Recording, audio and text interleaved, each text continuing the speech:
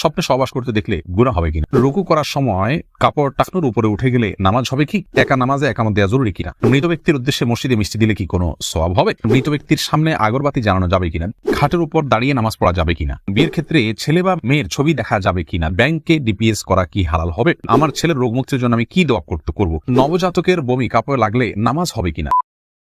নুসরাত জাহান ইমু আপনি জানতে চেয়েছেন মৃত ব্যক্তির সামনে আগরবাতি জ্বালানো যাবে কিনা। দেখুন, আগরবাতি মূলত জ্বালানোর নির্দেশ হলো সুঘ্রাণের জন্য। অতএব মৃত ব্যক্তিকে রেখেছেন, তার দেহ থেকে কোনো দুর্গন্ধ আসতে পারে, সেই জায়গা থেকে আপনি সুঘ্রাণ যুক্ত কোনো কিছু ব্যবহার করতেই পারেন, আগরবাতি জ্বালাতেই পারেন।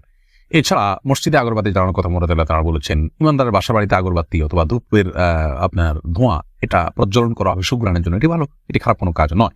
তবে মৃত ব্যক্তির জন্য করতেই হবে এমন কোনো বিষয় নয়। শাহাদাত হোসেন সবুজ আপনি জানতে চেয়েছেন স্ত্রীকে গর্ভবতী অবস্থায় সহবাস করা যাবে কিনা। স্ত্রী গর্ভবতী থাকলে সে অবস্থায় সহবাস করাতে কোনো নিষেধাজ্ঞা নেই। সজল শেখ আইডি থেকে আপনি জানতে চেয়েছেন ব্যাংকে ডিপিএস করা কি হালাল হবে। সুদী ব্যাংকগুলোতে ডিপিএস করা হারাম হবে, যেহেতু সেখানে আপনাকে সুদ দেওয়া হবে, সুদ ভিত্তিক লেনদেনের চুক্তি আপনার সাথে হয়ে যাবে সেজন্য। আর ইসলামী ব্যাংকগুলো যদি হয় তাহলে সেক্ষেত্রে বেশ কিছুটা ছাড়া রয়েছে, এবং সেটি কিছুটা কোনো কোনো ক্ষেত্রে এটি সন্দেহের মধ্যে পড়বে, শুবহাতের মধ্যে পড়বে, বাকি মৌলিকভাবে অন্য কোনো উপায় যদি কারো না থাকে এটি নাজায়েজ বা হারাম সরাসরি হবে না, তবে অ্যাভয়েড করতে পারলে সেটাও ভালো, যেহেতু সংশয় বা সন্দেহ সেখানেও রয়েছে। সাইফুল ইসলাম জানতে চেয়েছেন নামাজের প্রথম রাকাতে আউযুবিল্লাহ বিসমিল্লাহ সহ সূরা পাঠ করে প্রথম রাকাত শেষ করলাম, দ্বিতীয় রাকাত কি পুনরায় আউযুবিল্লাহ পাঠ করতে হবে না বিসমিল্লাহ পাঠ করলেই হবে। দেখুন, সূরা ফাতিহা যেহেতু আপনি নতুন করে শুরু করছেন, এই জন্য আপনি আউযুবিল্লাহ পাঠ করবেন এবং এরপরে বিসমিল্লাহ পাঠ করবেন, কারণ ওয়াইদা কারাতাল কোরআন ফার্স্ট আউযু বিল্লাহি মিনাশ শাইতানির রাজিম, আল্লাহ তাআলা বলেছেন কোরআন যখন পাঠ করবে তখন তুমি আল্লাহ তাআলার কাছে আশ্রয় চাইবে শয়তান থেকে। এই জন্য প্রথম রাকাতে আপনি সূরা ফাতিহা পাঠ করেছেন, এরপরে আপনি রুকু করেছেন, সিজদা করেছেন, তাসবিহ পাঠ করেছেন, অনেকগুলো কাজ করেছেন, আবার নতুন করে আপনি তেলাওয়াত শুরু করছেন, যার কারণে আপনি এখানে আউযুবিল্লাহ সূরা দুইটা পাঠ করবেন। মহিমা মাহি আপনি জানতে চেয়েছেন নবজাতকের বমি কাপড়ে লাগলে নামাজ হবে কিনা। দেখুন, বমি নাপাক, সেটা নবজাতক হোক অথবা প্রাপ্তবয়স্ক কেউ হোক, সবার বমি নাপাক, যার কারণে এটি লাগলে নাপাক হয়ে যাবে। এমনি মামুন হোসেন জানতে চেয়েছেন মৃত ব্যক্তির উদ্দেশ্যে মসজিদে মিষ্টি দিলে কি কোনো সওয়াব হবে। দেখুন, মৃত ব্যক্তির পক্ষ থেকে আপনি গরিব দুঃখীকে খাবার দিতে পারেন, কোনো অসুবিধা নেই, দিনক্ষণ ঠিক না করে আপনি গরিব দুঃখীকে খাবার দিলেন। মসজিদে বিশেষভাবে খাবার দিতে পারেন, কোনো কথা নেই। গরিব দুঃখীকে খাবারটা আপনি বাইরেও দিতে পারেন, তাদের বাসা পৌঁছে দিতে পারেন, মসজিদ থেকে মসজিদের সাধারণ মুসল্লিরা আছে তাদেরকে আপনি দান করতে পারেন মৃত ব্যক্তিকে সওয়াবের উদ্দেশ্যে, সেটি হতে পারে। কিন্তু এটিকে আমাদের দেশে যেরকম সিস্টেম বানিয়ে নিয়েছে এমন মানুষ, যে কেউ মারা গেলে মসজিদে মিষ্টি পাঠানো, জিলাপি পাঠানো, মুসল্লিদেরকে খাওয়ানোর জন্য, এরকম কোনো নির্দেশ, আলাদা পার্টিকুলার নির্দেশ ইসলামে দেওয়া হয়নি। তবে হ্যাঁ, গরিবের পক্ষ, এই মৃত ব্যক্তির পক্ষ থেকে আমরা সাদাকা করতে পারি, তারই অংশ হিসাবে খাদ্যদান হতে পারে, সেটি গরিব অসহায় মানুষকে প্রাধান্য দিয়ে দেওয়া উচিত। মসজিদে না দিয়ে আপনি সেটি যদি বস্তিতে দেন, গরিব মানুষের বাসা বাড়িতে দেন, সেটি আরো বেশি সওয়াবের কারণ হবে ইনশাআল্লাহ। বাণী এই আইডি থেকে আপনি জানতে চেয়েছেন খাটের উপর দাঁড়িয়ে নামাজ পড়া যাবে কিনা। যাবে, কোনো অসুবিধা নেই। আপনি খাট হোক আর ভূমি হোক, ফ্লোর হোক, যে কোনো জায়গায় দাঁড়িয়ে সালাত আদায় করতে পারবেন।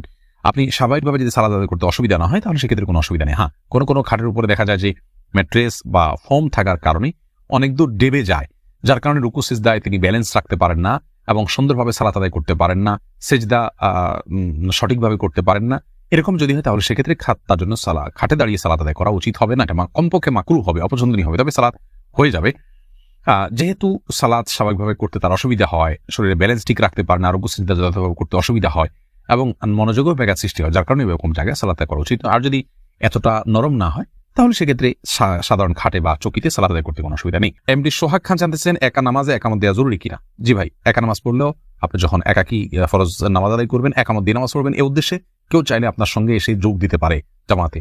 আমরা কিন্তু এটা অনেকেই জানি না। কেউ যদি নামাজ শুরু করে দেন একা একা, তিনি যদি জোরে জোরে তাকবীর বলেন ইমামতের নিয়তে, পরবর্তীতে কেউ এসে তাকে টাচ করে তার পাশে দাঁড়িয়ে জামাতে শামিল হয়ে যেতে পারে, যে কোনো পর্যায়ে, যে কোনো মাঝামাঝি পর্যায়ে এসেও শামিল হয়ে যেতে পারে, তাহলে সেক্ষেত্রে তার উভয় জামাতে সালাত আদায় করার সওয়াব পেয়ে গেলেন। মোশাররফ হোসেন জানতে চেয়েছেন নামাজে সানা পড়তে ভুলে গেলে নামাজ হবে কিনা। হ্যাঁ ভাই, নামাজ হয়ে যাবে, কারণ সানা পড়া এটা নামাজের জন্য ফরজ বা ওয়াজিব নয়। ফরজ বা ওয়াজিব নয় এমন কোনো কিছু ছুটে গেলে নামাজ হয়ে যাবে, কোনো অসুবিধা নেই। আয়শা আহমেদ আপনি ইউটিউব চ্যানেলে প্রশ্ন করেছেন বিয়ের ক্ষেত্রে ছেলে বা মেয়ের ছবি দেখা যাবে কিনা। দেখুন, ছেলে বা মেয়ের ছবি দেখা যাবে বিয়ের ক্ষেত্রে শর্ত সাপেক্ষে, আর সে শর্ত হলো ছেলে মেয়ের ছবি দেখবে, তার কোনো বাবা অভিভাবক অন্য কাউকে দেখাবে না এবং দেখার পরে ঠিক মুছে ফেলবে নিজের কাছ থেকে, এবং মেয়েও ছেলের ছবি দেখবেন এবং সেটি ফিতনায় পতিত হয়, ছবি দেখে বাজে চিন্তা হয়, বিবাহ ছাড়া আগ পর্যন্ত সেই সুযোগ যেন না থাকে, সেজন্য এটি রিমুভ করে ফেলবেন।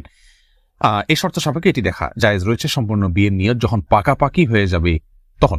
আর আজকাল যেমন হয়, আল্লাহ মাফ করুক, তথাকথিত অবৈধ প্রেমের ক্ষেত্রে অনেকে বলে যে আমার বিয়ের নিয়ত আছে সেজন্য আমি দেখছি, আপনি দেখেই যাবেন, এই অধিকার আপনাকে দেওয়া হয়নি। আপনি এক নজর দেখতে পারেন শুধুমাত্র জানার জন্য, বাস এটুকু।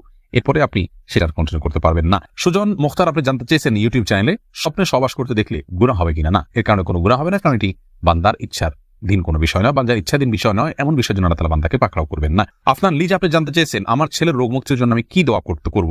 আপনি মা হিসেবে তার জন্য আল্লাহর কাছে সাধারণভাবে দোয়া করবেন, দোয়া কবুলের জায়গাগুলোতে সময়গুলোতে দোয়া করবেন, ইস্তিগফার, দুরুদ এবং দোয়া ইউনুস, লা ইলাহা ইল্লা আনতা সুবহানাকা ইন্নী কুনতু মিনাজ জালিমিন এবং ইয়া যাল জালালি ওয়াল ইকরাম এগুলো পাঠ করে এবং আল্লাহর নাম ডেকে ডেকে, এটা ইসমে আজম আল্লাহ, এ আল্লাহ এভাবে ডেকে ডেকে আল্লাহর কৃতজ্ঞতা স্বীকার করে আল্লাহর কাছে দোয়া করবেন। ইনশাআল্লাহ আপনি কায়মুন ওয়াক্কারি দোয়া করলে মায়ের দোয়া সন্তান আল্লাহ তাআলা কবুল করবেন।